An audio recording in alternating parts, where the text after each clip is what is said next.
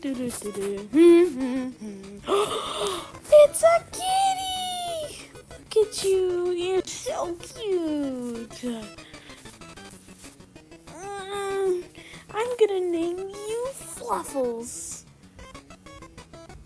Mom, I'm home. And I have a special guest. You cats, the greatest creatures on the planet. Graceful, beautiful. Cats are 100 times better than dogs, and I don't care what you say, because my opinion is better than yours, and that is final. So, I've wanted a cat for the longest time, but someone is allergic.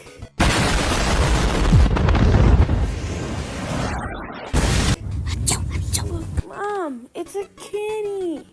Can we keep him? No.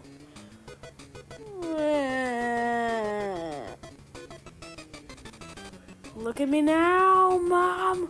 I have a cat empire. I just love how they're just so adorable, and like cats don't need you to do anything really to love them. Like just be present, like just be there and take care of them, feed them, you know, the basics. I don't need to take them out on a walk or anything.